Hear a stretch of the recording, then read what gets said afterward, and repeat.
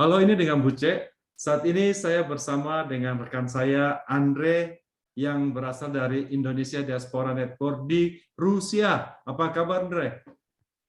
Sehat, baik, terima kasih. Oke, Buce, apa kabar juga? baik, baik, baik ya. Jadi negara kita masing-masing lagi perang ya. Gua USA, kamu di Rusia ya. Tapi kita Diaspora Network tetap adalah teman ya. Ya, Gitu. Nah, gue sama mau tahu anak nih, bangsa harus ya, saling kita mau support tahu nih lah. keadaan gimana nih perasaan orang-orang Indonesia yang diaspora Indonesia yang tinggal di Rusia ya. Nah, kamu ceritain dulu, kamu berapa lama di Rusia, kerjanya apa gitu, Andre? Silakan, Andre. Oke, saya kuliah di Rusia dari 2005 ya, 2006, Ya. 2005. eh, Oke, 2005 awal sampai dengan 2012. Jadi backgroundnya medik ya, general medicine atau MD, medical ya, medical degree. Terus setelah itu karena jodoh, I have Russian wife, so we just Wow. 2012. If you got to know, we have also channel. Pakai bahasa Indonesia karena channel gue channel Ya, Indonesia. oke. Ya, ya. Oh, bukan. Okay. Jadi mulai kembali lagi ke Rusia 2015, start a business, mostly spice industry between Indonesia, di antara Indonesia kita kirim ke Rusia, terutama rempah-rempah ya. Terus ya sampai sekarang. Jadi totalnya kalau bisa dihitung mungkin ya 15 tahun. Sempat stay di Indonesia sih sebentar, 2012 sampai 15 itu. Stay beberapa tahun di Indonesia. Tentu bahasa Rusia kamu itu udah keren banget ya. Saya kantin dong, apa kabar gitu, gimana kok ngomong sedikit bahasa Rusia, gue pengen dengar nih orang yang bisa ngomong Rusia. Привет, как дела? Привет. Привет, Как дела? Привет itu hai. Привет itu hai. Apa kabar, как дела? Kacela. Как дела. Kacela. Oh, oke. Jadi basically kamu latar belakangnya adalah dokter dan lulusan Rusia, tapi kamu bisnis rempah-rempah. Jauh banget, Andre. Kenapa? Kenapa, Andre? Nggak terlalu jauh ya, karena kalau kita lihat di balik rempah banyak rempah yang memang herbal yang bisa punya potensi, seperti ada juga mungkin banyak yang nggak tahu ya, kemukus. Contoh kemukus ini kan buat dari Indonesia, the only one ya, itu juga bisa untuk obat tuberkulos zaman dulu, tuberkulosis. Jadi ada homeopati kan. Homeopati itu adalah medicine yang didapat dari alam. Betul. Nah, ini kan rempah juga. Jadi kita kadang-kadang terlalu banyak fokus ke chemical atau western way ya, tapi memang nggak bisa dipungkiri efektif, tapi kadang-kadang kita lupa scientific ke homeopati ini, seperti kayu manis juga. Misalnya kenanga ya, kenanga atau kayu manis juga kadang-kadang itu juga bisa prevent diabetes gitu, juga bantu gitu kan. Ada beberapa nutrisi di homeopati ini yang dari rempah, yang seperti contohnya juga cabai puyang, kemukus, kayak macam-macam lah ya, banyak sekali, ada mace atau moringa. Ini moringa, how about moringa? Ya. Daun ya. Ya, daun moringa. Apa daun kelor? Daun kelor. Moringa, daun kelor. Ini kan intinya sangat bagus sekali, dan itu sangat populer sekarang kebetulan daun kelor di Eropa. Sangat dicari-cari. Ya, terutama di Amerika juga. Baru saat tahu ininya, segi kesehatannya, mungkin kita belum terlalu eksplor ke situ. Ya, mudah-mudahan dengan begitu juga selain membantu perekonomian di Indonesia, kita juga bisa menyehatkan, mengenalkan. Karena Rusia sendiri sebenarnya ya, ada satu rempah yang aslinya itu dipakai untuk vodka. Vodka itu iya. Jadi begitu kita ada pabrik vodka yang memang ambil rempah dari kita ya. Ini kemukus satu-satu. Tapi rahasia ya, rempahnya apa? Rahasia. Jangan ngomong ya.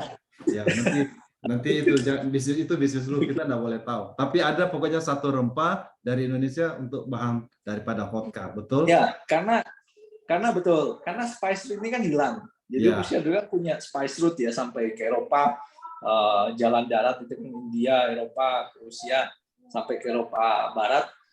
Itu kan ada channel rempahnya dulu, dan itu missing line itu karena World War Perang Dunia I, Perang Dunia II akhirnya hilang.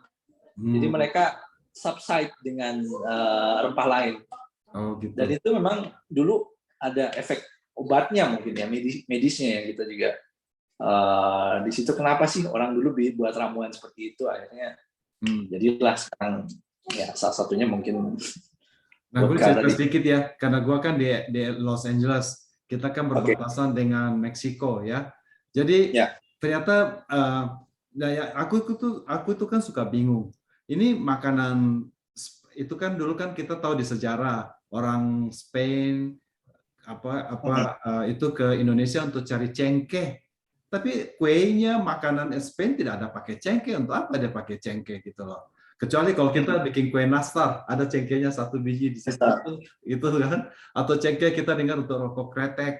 Tapi saya di sini saya lihat makanan Meksiko tidak pakai cengkeh. Tapi kalau kayu manis ya, kalau di sini ada minuman itu horchata, New Year, ya. Gingerbread. Apa? Gingerbread. Gingerbread pakai cengkeh. Nggak mau kayu manis. Oke. Sekarang enough for itu. Sekarang yang paling menarik ini mengenai perang. Perang. Bagaimana keadaan lo di keadaan orang Indonesia? Ada berapa orang diaspora Indonesia di Rusia? Kebanyakan mahasiswa ya. Mahasiswa bisa 600 lebih. Kalau PMI ada 700-an, sekitar segitu. Ya banyak juga yang mungkin selama ini yang terdata ya, total antara 1.300. Itu seluruh Rusia ya. Seluruh Rusia. Cuman mostly Moskow, Saint Petersburg yang paling banyak. Iya. Karena Rusia lebar, bisa ada yang sampai Vladivostok tuh yang. Iya. Tapi banyak sekali, terutama PMI. Nah, kebetulan saya di Saint Petersburg selama ini kondisinya sempat ada shock price ya. Kalau awal saat perang itu kan berapa kecuali oil ya, kecuali minyak kan? Minyak bensin. Ya, bensin. Harganya malah turun, yang jadi bukan naik kemarin terakhir malah turun. Karena kalian kelebihan minyak, kelebihan bensin kan, di dalam negeri kan? Mereka kan mungkin ya. Terakhir yang pertama harga gula sempat naik. Ya. Itu nggak bisa dipungkiri karena sugar adalah main ya, bahan baku. Karena orang pada beli itu. Jadi bukan langka, jadi nggak ngejar produksi mungkin ya. Akhirnya tapi bisa distabilkan. Akhirnya kembali lagi kan, biasanya gula dulu harganya 30 rubel, 40 rubel, akhirnya sempat naik jadi 80. Sekarang udah balik lagi ke normal. Dan juga shock antara rubel dan dolar kan gitu. Iya. Rubel jadi lemah sekali sampai dengan $1 itu 130 rubel. Kebetulan saya di situ manfaatin momen juga sih sebenarnya. Jadi pas rubel 130 banyak tuh jual dolar. Dolar jual rupiah.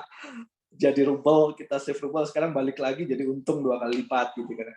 Sekarang balik lagi malah lebih strong dari sebelumnya lagi. Jadi rubel itu kan di awalnya di level 78, dia melemah naik jadi 130. Sekarang udah saat ini ya, at this moment bisa dicek di Google 72. Jadi malah menguat ya. Malah lebih menguat daripada sebelum itu karena mungkin ini ya, karena sanksi mungkin diupayakan seperti kayak di Venezuela, tapi case-nya kan berbeda. Sekarang bukan Venezuela, ini Rusia kan, terlalu besar juga gitu. Iya. Di sanction karena dia banyak produksi selain dari minyak, gandum dan lain sebagainya kan, itu 40% loh worth gandum. Aku nggak tahu. Oh, gandum itu 40% dari Rusia, gandum dunia. Ya. Oke. Rusia dan Ukraina. Oh gitu. Ukraina ambil peran kalau nggak salah 15, Rusia sekitar 20 lebih lah. Jadi 40% gandum dunia banyak di sini gitu. Dan karena luas ya, produksi gandum juga terus meningkat ya tiap tahun kalau saya lihat. Kebetulan kita juga sering travel ke bagian Rusia Selatan karena kan di sana lebih nggak dingin ya. Kalau di utara kan lebih winter, lebih dingin lah dibanding yang Rusia Selatan. Di situ memang banyak produksi seperti agriculturalnya ya. Selain dari gandum, ada buah-buahan kayak semangka.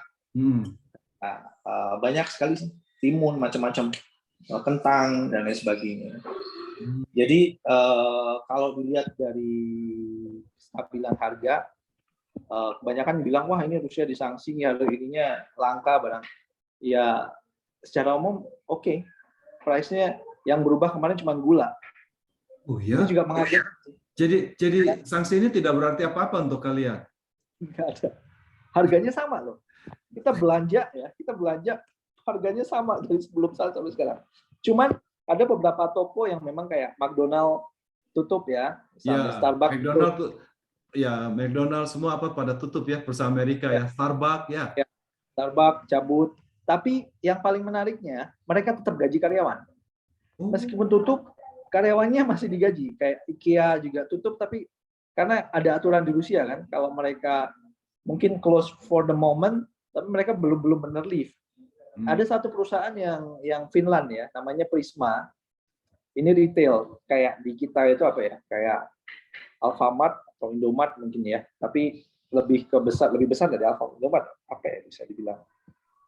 Giant mungkin ya. Jadi retail shop namanya Prisma, itu punya Finland, dan itu benar-benar live.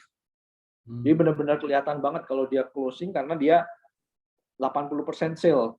Sebenarnya ini juga saya pernah datang ke sale itu. Jadi barang-barang pada dibuangin semua, jadi orang-orang pada ngantri belanja malah dapat harga murah kan.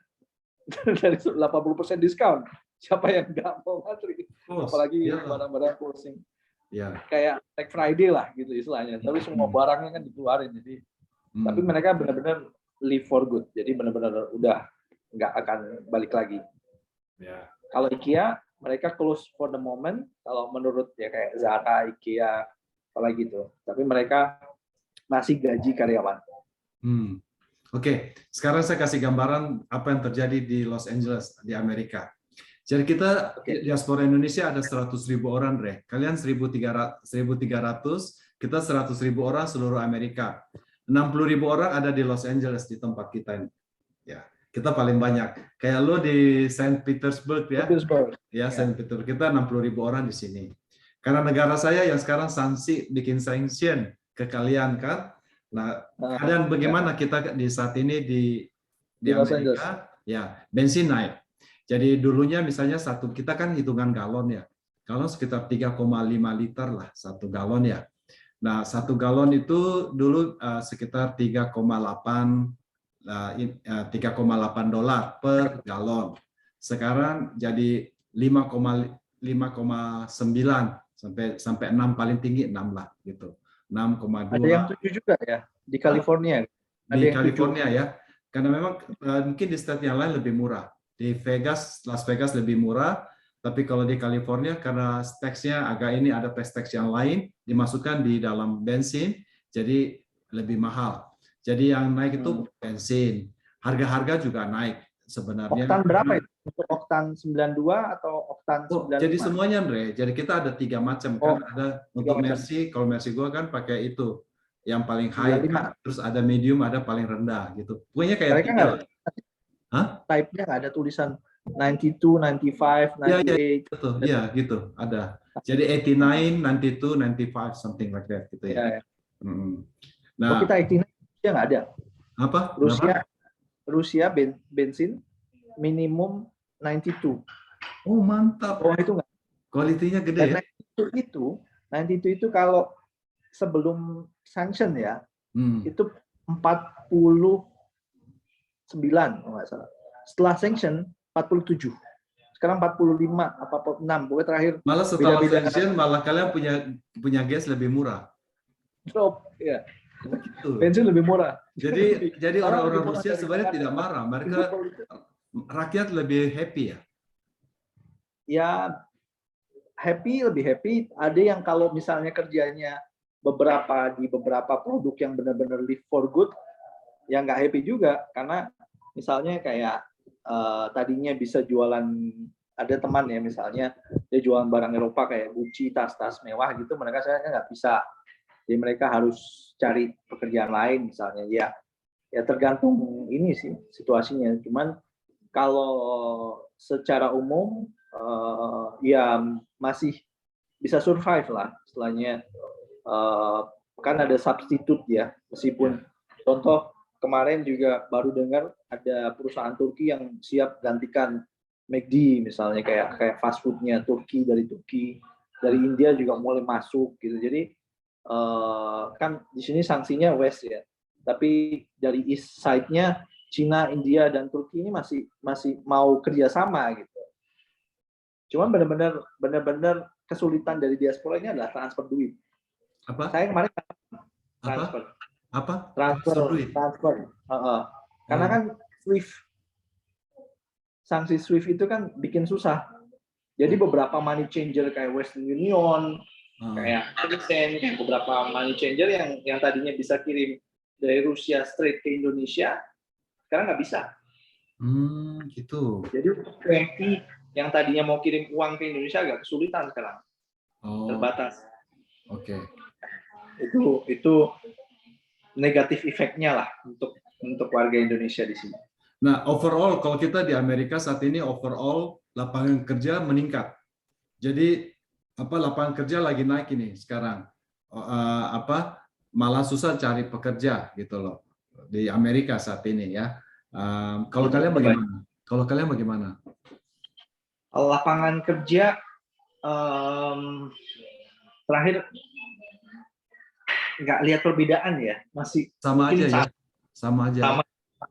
Jadi karena tadi mungkin yang tadinya kerja dengan market West sekarang mulai beralih ke Timur.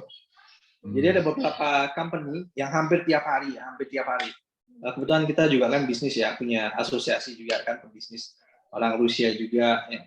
Beberapa ada pertanyaan, gimana nih kita mau ngejual ke Indonesia, gimana? Jadi banyak yang mulai DM, tadinya nggak ada pertanyaan, gimana kita mau coba kerjasama dengan Indonesia. Cuman di sini masih ada pertanyaan untuk payment sistemnya kan, karena beberapa bank yang tadinya kerja dengan SWIFT, kan nggak semua bank tuh diblokir. Ada beberapa list ya, seperti VTB, Sberbank, Gazprom Bank yang disanction, kena sanction. Ada beberapa bank yang nggak kena, seperti Tinkoff, seperti apa lagi. Saya nggak begitu ingat, banyak sekali ya bank di Rusia. Ini masih bisa kirim SWIFT. Tapi beberapa bank nggak bisa. Kan nggak semua perusahaan punya bank tersebut. Jadi mau nggak mau harus ganti bank, requisite banknya.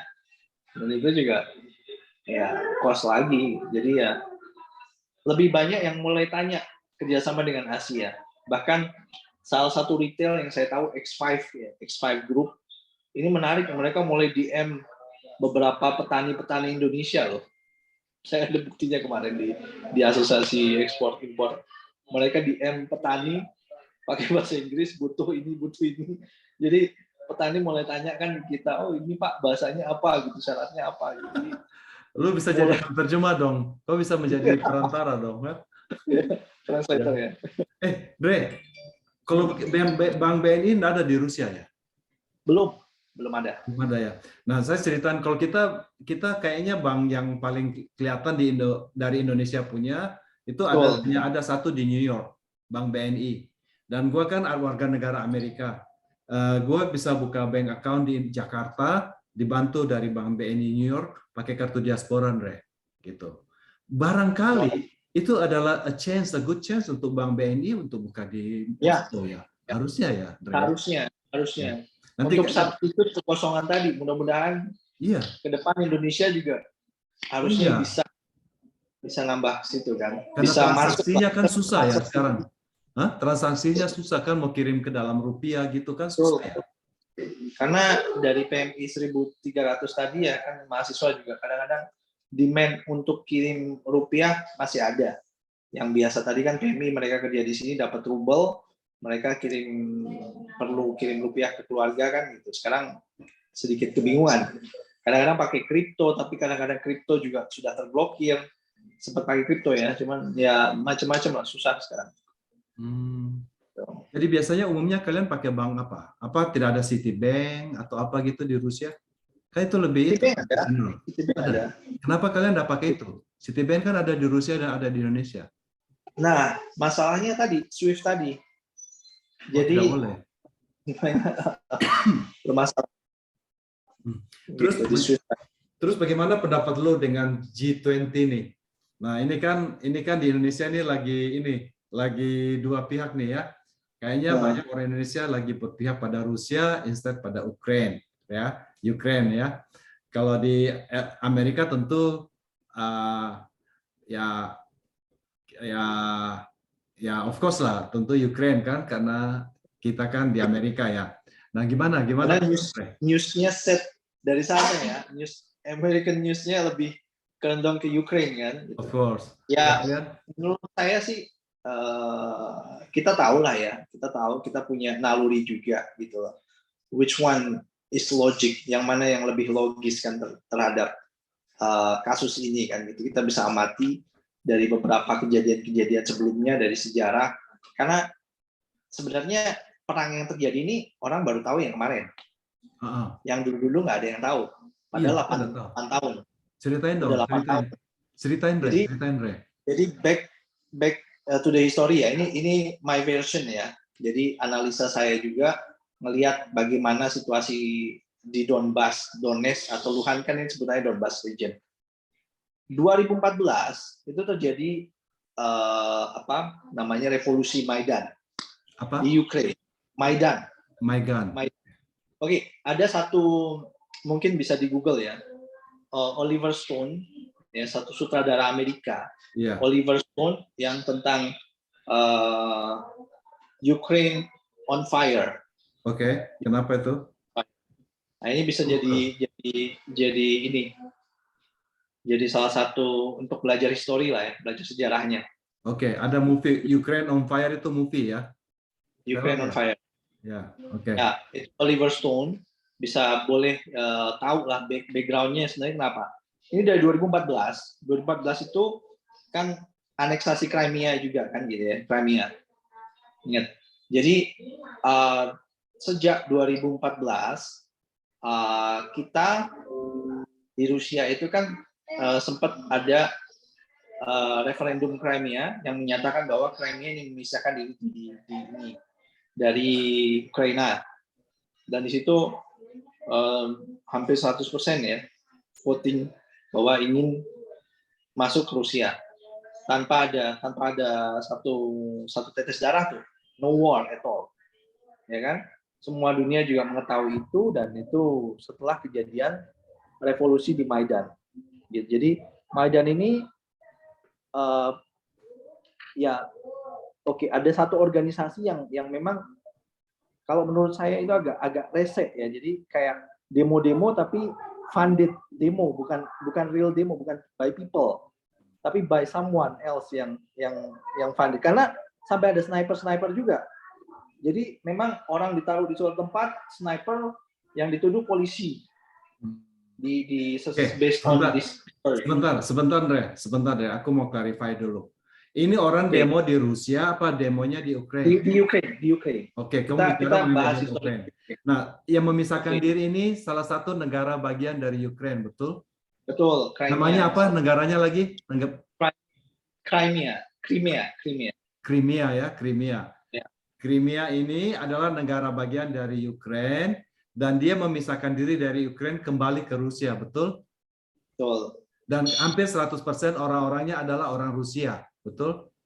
Maksudnya berdarah hampir sama, berdarah Rusia. Ya, bahasanya bahasa Rusia memang. Bahasa Rusia. Tapi di satu wilayah di situ ada Sevastopol namanya, itu dari dulu tetap wilayah Rusia, karena di situ tentara Rusia di situ sudah lama.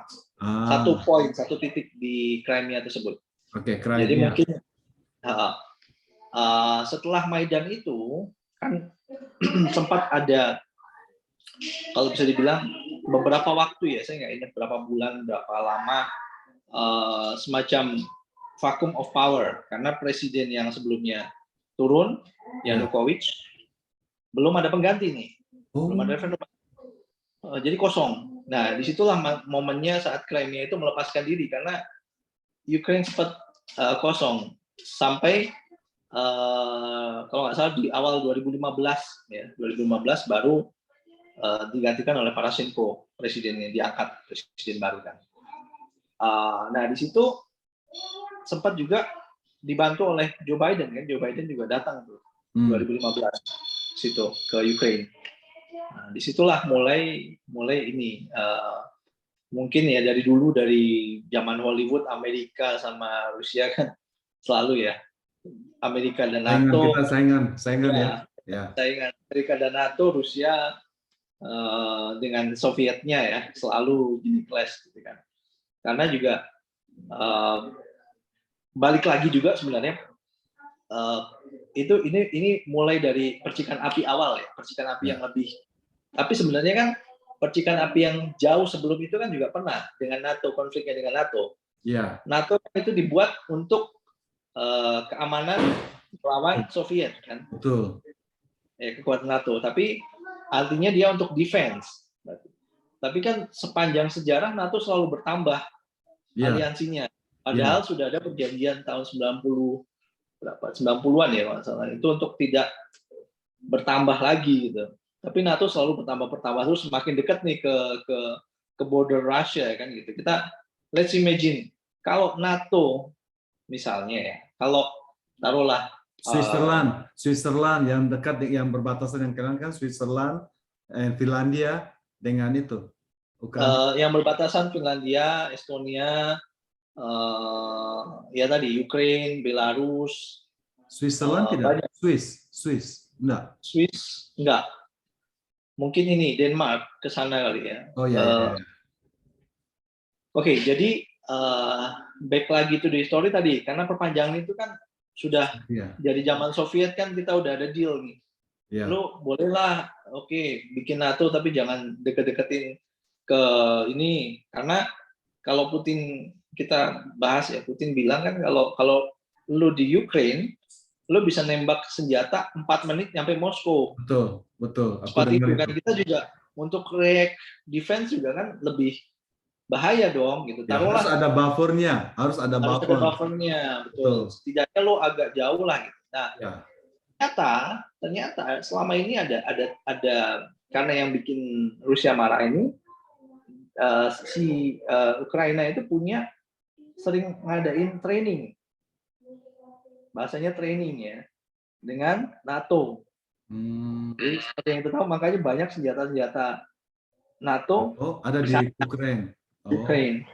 Selama ini. Makanya ya sebenarnya Rusia juga udah cukup sabar gitu, dari Rusia sendiri udah nggak terlalu itu, cuman ya karena udah mungkin sabar selalu ada batasnya ya mau nggak mau nggak ada pilihan lain, karena kan Rusia coba beberapa kali negosiasi terkait semuanya gitu, terkait NATO ini dari 8 tahun coba negosiasi gimana sih caranya supaya NATO ini nggak berkembang lah, jangan lu lah, jangan ke Ukraine lah, pilih yang lain gitu loh.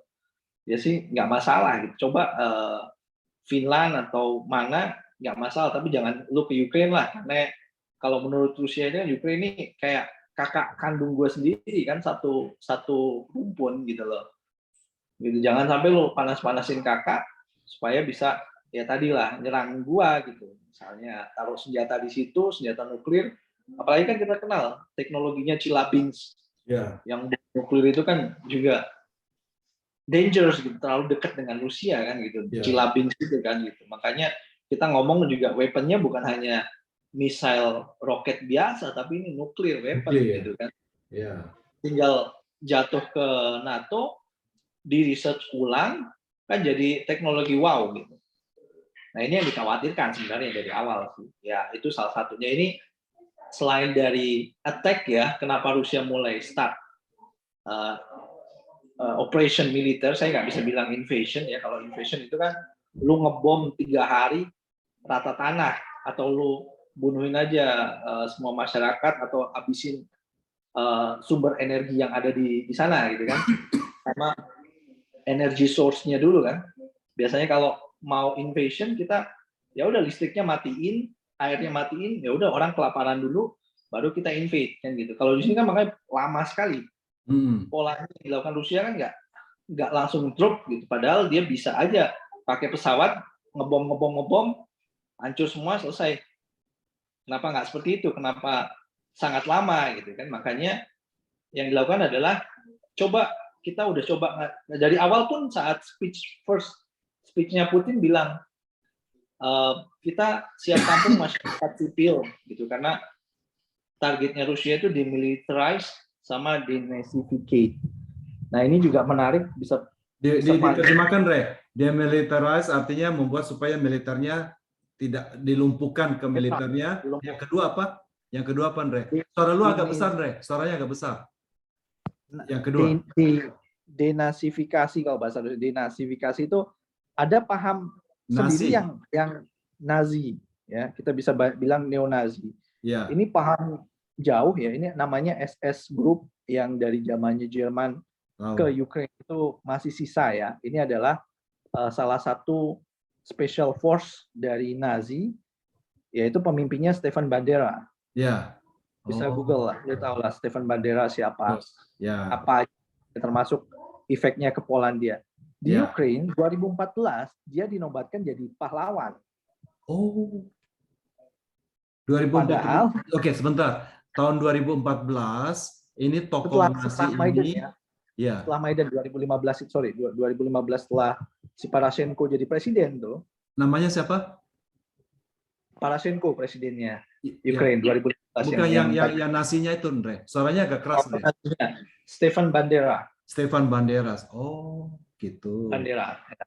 Jadi bisa Google tuh juga Stefan Bandera siapa sih, kan di news semuanya sebelum terjadi perang ini juga banyak sih di Western media yang ngebahas ini gitu loh.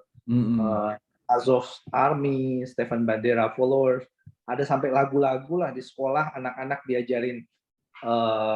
Banyak sih buktinya, banyak sih gue video, cuman nggak bisa untuk publik ya. Ada saya ada nanti bisa.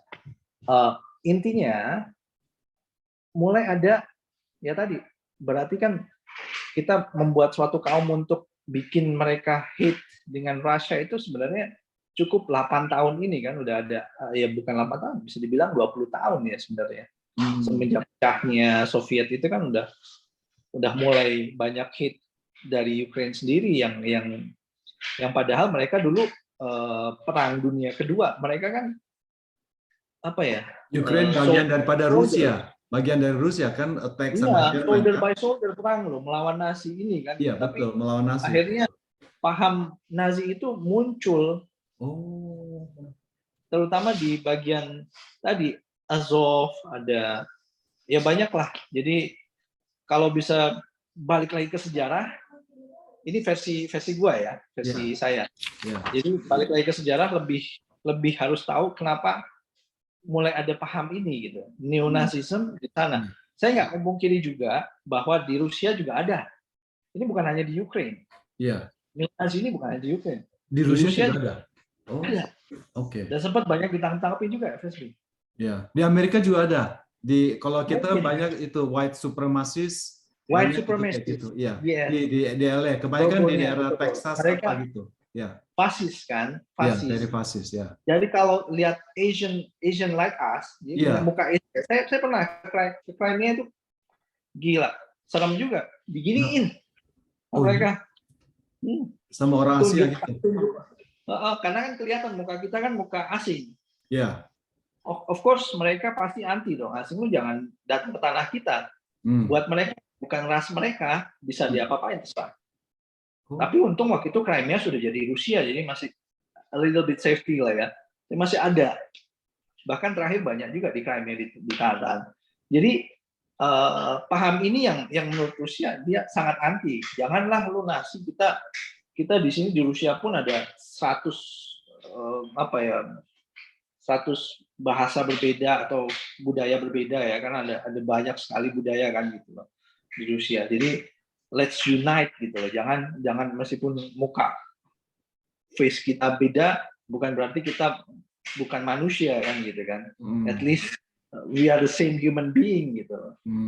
Kita juga punya hak yang sama dengan ya ini, paham ini yang maksudnya denazification, supaya nggak ada paham ini di Ukraina. Oke, jadi kalau gitu, kalau saya bisa simpulkan ada dua hal yang dijustify oleh oleh penyerangan Rusia ke Ukraina menurut di media massa di situ adalah dua. Satu, militernya supaya lumpuh, yang kedua supaya paham nasi ini hilang. Nah, kita di news di WS ini begini, ada 4 hal yang menarik yang saya mau share ke kamu. Jadi dari pandangannya juga di sini di news bahwa mereka saling menuduh bahwa di Rusia juga ada Nazi. Kalau kalian dari sana kan nuduhnya kan ini. Dan memang bagi orang Jerman itu kan walaupun itu asalnya Nazi di situ ada sedikit ada ketakutan juga supaya di Amerika seharusnya juga secara law gitu ya harusnya tidak boleh ada nasis gitu loh, begitu kan harusnya gitu. Jadi untuk justify itu. Yang kedua ini ada rumor begini, Andre, kalau di kita di sini ya, ada teman-teman kita diaspora Indonesia yang Republikan. Jadi kan kita ada partai dua, Republikan, Demokrat. Ya, Demokrat. Nah, jadi ada yang bilang gini, kalau Trump jadi presiden kita tidak akan perang dengan Rusia, gitulah. Karena kan Trump temanan dengan Putin katanya gitu loh. Nah ini ada menarik, Andre, kalau kita di sini. Sebab secara umum Republikan itu biasanya suka perang gitu karena lebih cinta kebangsaan, cinta negara. Kalau Demokrat, which is sekarang Putin, seharusnya bukan Putin, Biden seharusnya tidak suka perang gitu, mengurangi perang. Nah, uniknya sekarang Biden kan yang sebagai presiden Amerika yang sekarang memimpin agak perang gitu loh. Cuma saya memang ada perasaan yang aku rasa ya, yang kita rasa ya kita bagaimana ya, walaupun dia perang tapi perang tidak total. Jadi kayaknya perasaan daripada rakyat proxy war. Iya. Jadi kita tidak mau kirim tentara ke sana gitu loh. Khawatirnya kalau betul-betul kirim tentara ke sana betul-betul kita perang nuklir nih gitu loh, Jadi kirim pakai sanksi-sanksi aja. Nah, dengan sanksi-sanksi, saya dengar katanya 130 company katanya keluar dari Rusia gitu. Kamu rasa gimana? Ada mall-mall kosong apa gimana? 30 saya nggak tahu ya. Lebih honest, tapi banyak, terutama Western side ya. Eropa yang sebenarnya ada aturan juga di Rusia. Makanya tadi kenapa karyawan masih digaji. Ini yang menarik nih. Iya. Jadi tanpa ada dia kerja, tapi dia wajib menggaji karyawan full time. Nah sebenarnya mereka ikutin aturan itu dan mereka ikutin meskipun mereka close.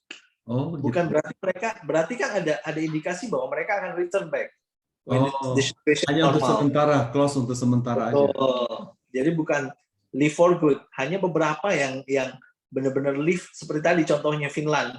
Prisma itu benar-benar lift, kelihatan banget karena mereka sell 80% lah, benar-benar wah itu ngantrinya di kasir ya, saya berdiri 3 jam kayak Black Friday. Tapi harganya 80% diskon ya, worth it ya. Wow, lumayan.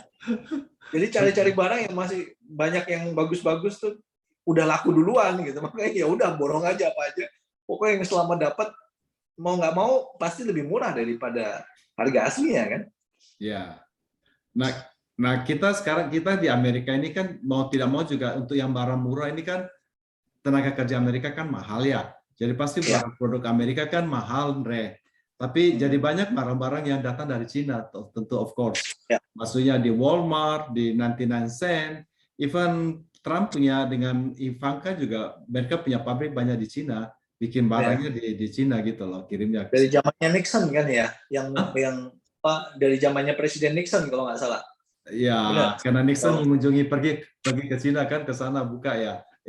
Mulai pertama kan di situ. Iya, jadi itu yang membuat harga cukup murah di LA gitu, di Amerika kan. Nah, sekarang karena ada sedikit ini, jadi enggak tahu gimana ya. love and hate antara Amerika dengan China gitu loh. Karena terus terang kita kan dipinjami oleh Cina. Amerika tuh apa, negara Amerika loh dipinjami uang oleh negara Cina gitu loh. Jadi dan Cina membutuhkan Amerika karena ekspor terbesarnya itu ke Amerika, dolar kan, dolar. Jadi agak love and hate. Tapi sekarang karena dibuat supaya sanksi, supaya tadinya saya pikir setelah perubahan dari Trump ke Putin, hubungan Amerika dengan Cina lebih baik. Tapi saya kira karena ada isu begini dari kita di sini di Amerika di isu begini. Kalau Putin jadi bukan Putin, Biden. Kalau Biden jadi presiden, Amerika akan jadi komunis, dibilang begitu. Jadi saya kira Biden jadi agak jaga-jaga. Kalau dia terlalu dekat dengan Cina, sebenarnya kan dia juga tidak terlalu. Yang musuhan dengan Cina itu, yang retoriknya itu kan Trump. Tapi karena Republikan bilangnya begitu, jadi mungkin si Biden ini agak serba salah kalau dia terlalu dekat dituduh nanti Amerika jadi komunis gitu loh. Jadi gitu. Jadi harus menunjukkan juga bahwa dia sebenarnya resisten juga. Jaga jarak ya. Jaga jarak. Akibatnya saya kemarin kan saya tanya, kayak obat COVID itu loh, Andre. Kalau di Indonesia kan obat COVID kan dibagi-bagikan gitu loh. Jadi saya pikir, gampang dapat obat COVID di Amerika. Obat COVID kan sekarang udah ada obatnya. Nah, saya kemarin tanya teman saya nurse, dia bilang susah Bu Cek. Saya bilang kenapa bisa ya? Ternyata dia tahu kenapa. Karena salah satu bahan utamanya dari Cina. Gitu, makanya katanya gitu, agak susah gitu. Bisa dapat tapi katanya mahal. Saya kata ada teman saya kasih tahu sekitar $2.000 or something gitu loh. Iya, kita pakai asuransi. Kalau orang tidak punya asuransi agak susah gitu. Nah, yang menarik di Rusia, it's all free. Itu ya? Medicine 100% free. Oh my God, oh ya? Tidak peduli dulu asuransi atau tidak gitu? Hah? Asuransi pasti wajib untuk ini ya, bukan untuk foreigner ya, untuk kayak residents kayak saya, automatically we get insurance. Kita bayar pajak. Oh jadi bayar pajaknya uang pajak itu dipakai untuk cover asuransi untuk seluruh orang. Ya. Jadi nggak ada tambahan di BPJS cost pay assurance. Tapi boleh kalau kalian mau upgrade level misalnya special VIP atau apa ya, berarti bisa bayar yearly ya, insurance ada. Ada beberapa sebenarnya. Iya, that's good idea. Tapi base insurance, ada namanya OMS, Обязательная медицинская страхование. Jadi kalau terjemah medical insurance must have. Semua orang harus punya. Dan ini yang bayar full subside by government. Dua hal, pendidikan dari 1 sampai 11 kan nggak 12 tahun ya, SD free of charge untuk anak-anak. Dan medicine free of charge untuk semua. Itu Rusia prinsipnya. Meskipun mereka dari komunis federasi tetap sampai segitu. Jadi orang mau kerja nggak mikir lu nanti sakit. Tapi ya gitu. Side effect-nya adalah kalau free kan namanya gratis, kadang-kadang orang kurang bagus nih gini-gini ya, buat sama lah ya kita mental. Kayak kita di Indonesia puskesmas lah, puskesmasnya aduh mau ke puskesmas. Sama lah. Memang hanya mental itu, makanya orang lebih bayar yang upgrade. Ya kalau punya duit kenapa enggak, why not gitu kan, bisa bayar monthly, insurance tahunan untuk di-upgrade ke yang itu. Ya intinya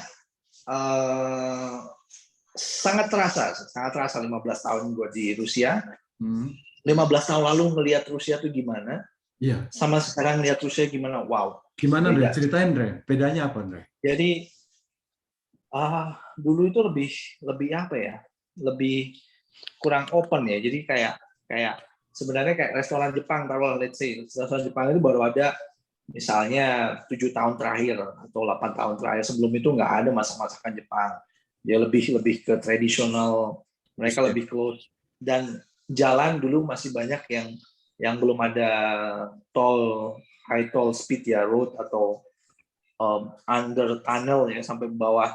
Itu jadi ada beberapa jalan di St. Petersburg yang dia bangun berapa tahun ya, salah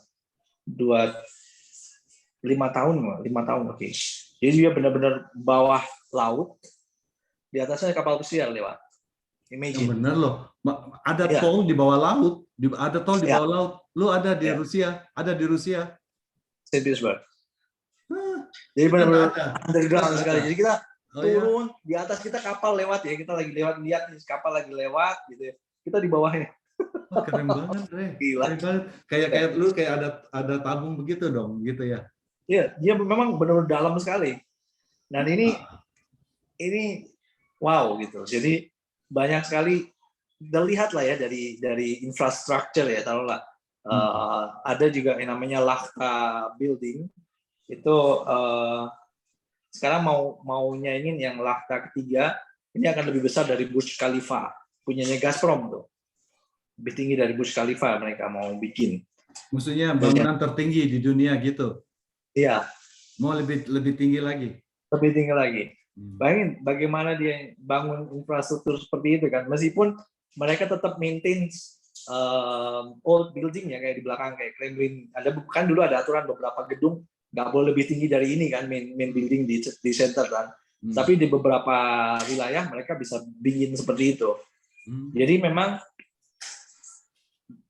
di bawah Putin, Rusia wow, ada perubahan. Kalau ini kacamata saya ya. Cuman beberapa ada pemandangan juga yang berbeda kan, namanya juga pro kontra selalu ada ya. Masing-masing punya bolehlah punya ini.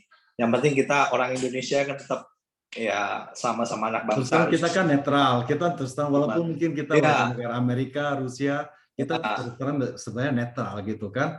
Jadi kita bisa lebih lihat secara jelas dong. Kita tidak terlalu ini ya.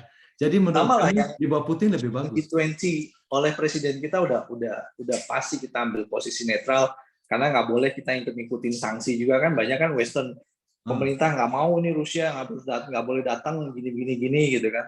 Padahal kan G20 ini kan ya harus by member, people by people. Kita juga nggak bisa tentukannya kalau nggak mau datang selama kita udah invite, why not? Gitu. Dan menurut saya ini wise decision kalau kita harus tetap invite semua member kan gitu loh. Ya bolehlah ya don't be childish lah, jangan terlalu kanak-kanakan kamu nggak ini dimusuhin gini ya. Intinya apa ya harus tadi back to history lah, kita harus tahu kenapa sih konflik ini gitu. Jangan hanya judge by TikTok atau social media atau beberapa Western media. Boleh two side lah, supaya kita bisa lihat gray line-nya seperti apa sih sebenarnya ini perang ini gitu loh. Jangan hanya black and white satu sisi aja, kita harus lihat di gray line-nya gitu. Apa sih negatifnya Rusia, apa sih yang jeleknya di Rusia lakukan? Ada juga apa sih yang positif? Oh ternyata seperti ini, kalau kita tarik garis lagi, oh wajar dong. Ini make sense, jelas sekali yang dilakukan Rusia, karena ya mana mau kita in danger ya. Taruhlah Malaysia pasang senjata nuklir, Indonesia masa diem aja? Misalnya kan gitu ya. Bisalah kasih warning, misalnya Malaysia gabung NATO, pasang senjata nuklir, Indonesia gimana gitu. Memang bisa jadi kita brother kan, Malaysia Indonesia, tapi di situ kan ada ancaman tersendiri, setidaknya mulai negosiasi, dan Rusia sudah melakukan itu. Bukan berarti langsung perang, Rusia sudah melakukan itu 8 tahun. Setiap kali ada UN meeting, kalau kita lihat lagi, Putin selalu sampaikan itu.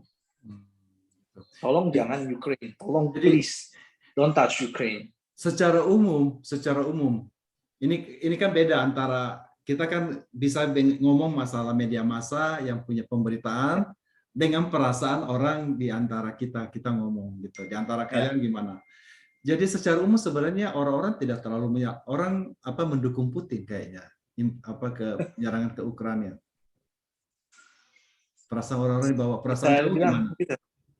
Karena gini, kita punya knowledge ya. Knowledge sama science itu beda.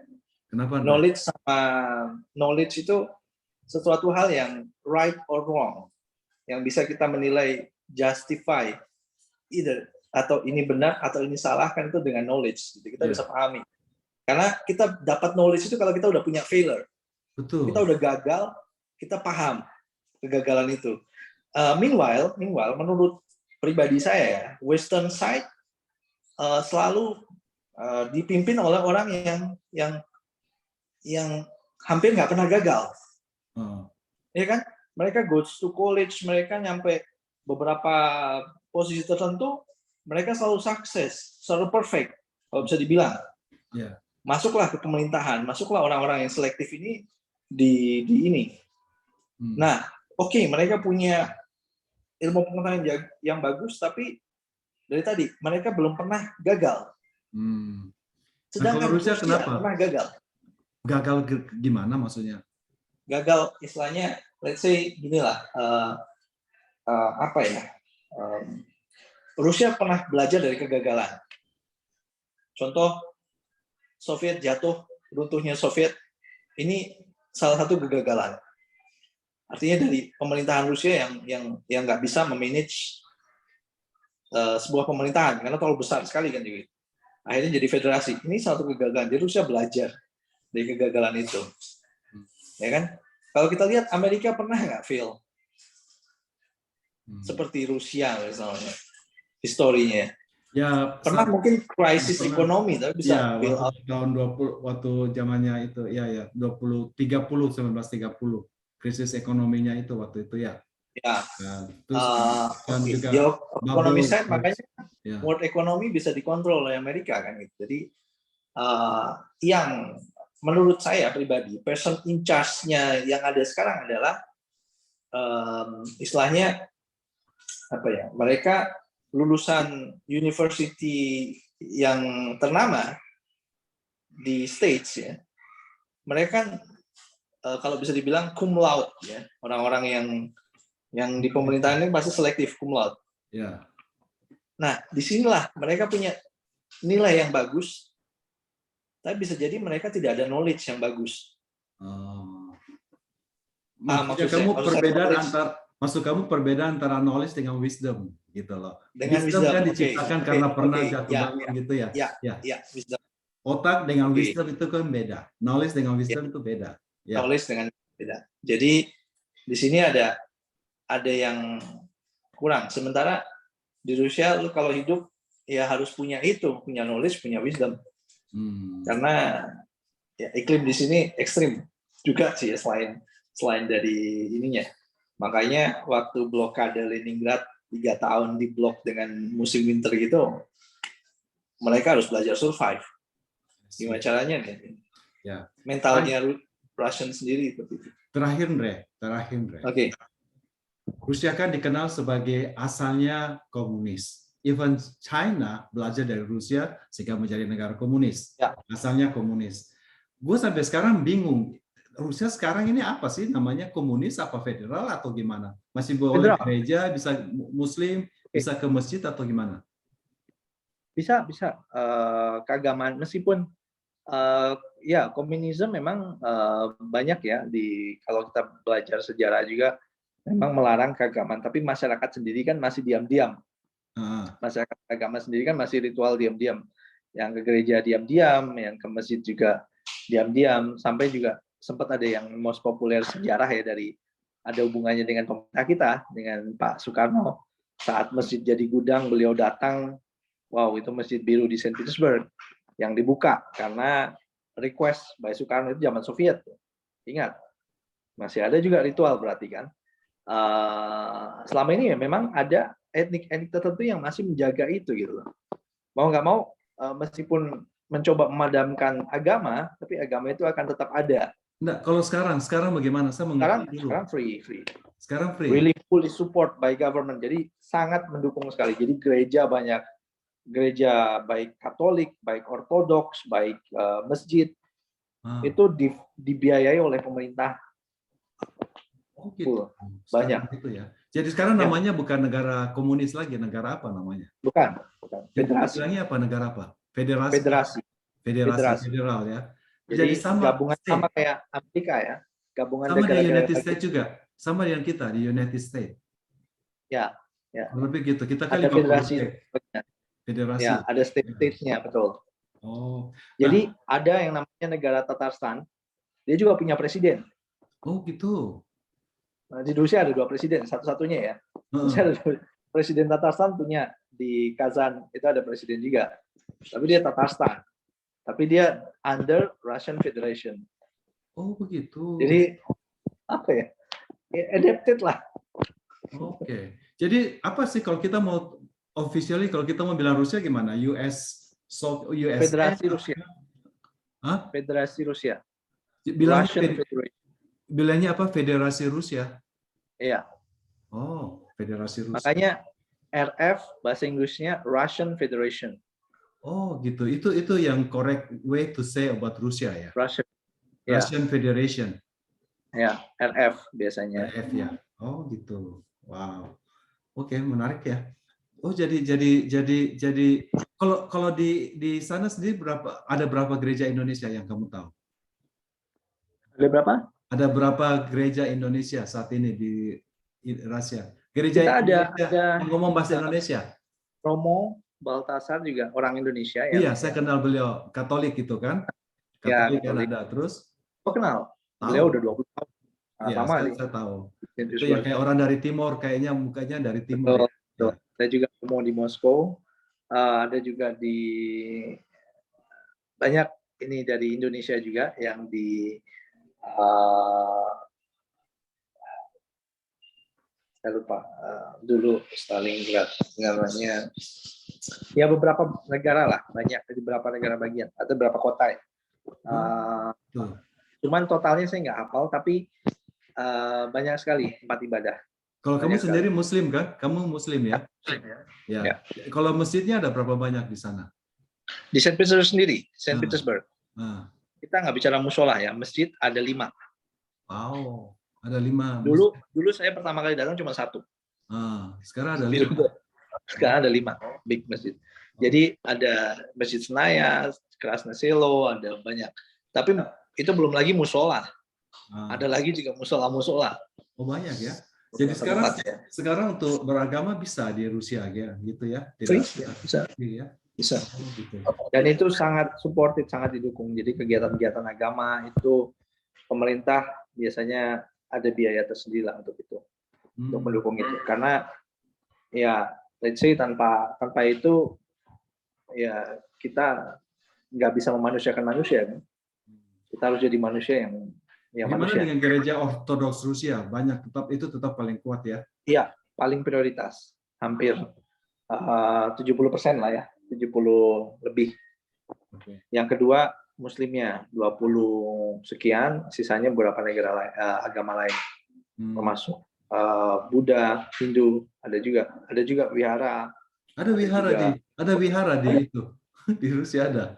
Oh ya, Hindu juga ada. Ada. Hindu dari India atau dari Bali? Dari India. Dari India. Oke.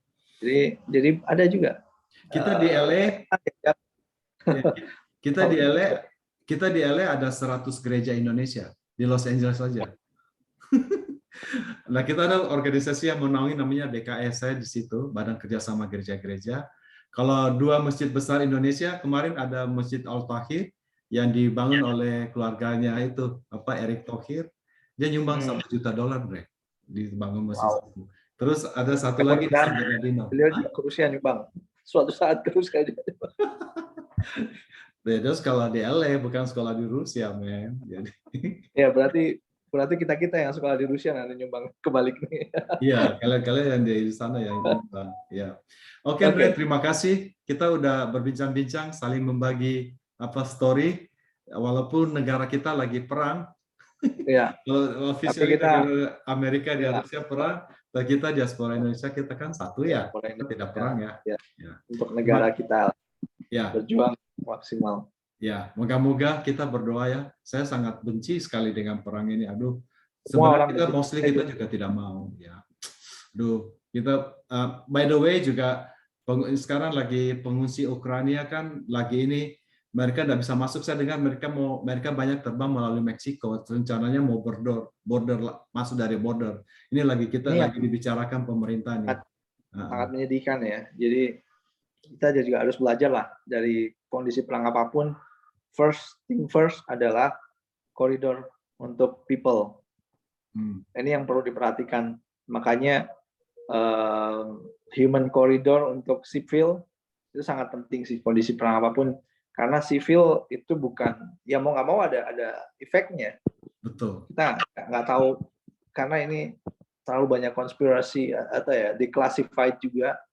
Hal-hal seperti ini juga data-datanya kan nggak bisa 100% kita dapat gitu ya. Betul. Siapa yang menyebabkan ini, siapa yang bisa sampai perang sipil, siapa yang terjadi korban sipilnya juga mau nggak mau ada efeknya, karena nggak semua sipil bisa lari, karena mereka kan harus mikirkan biaya dong, rumah dong. Moga-moga konflik ini bisa selesai. Ada satu senator, ada satu congresswoman kayaknya ada propose begini, bahwa gampang aja loh supaya kita bisa perang, kita janji supaya kita tidak menjadikan Ukraina menjadi anggota NATO. Aku sih setuju begitu ya. Jadi pokoknya di border itu jangan jadi NATO lah, supaya ada border lain gitu loh. Netral, netral border lah. Harus ada begitu. Saya sendiri lebih cenderung begitu ya. Jadi saya tidak pro Amerika atau apa, tidak. Menurut saya itu paling make sense lah gitu. Kita bicara make sense. Pokoknya di border itu jangan jadi NATO lah gitu. Supaya ada border gitu, ada buffer batas sendiri ya. Batas yang antara pemisah itu kan udah oke. Makasih Andre ya. Oke, bye.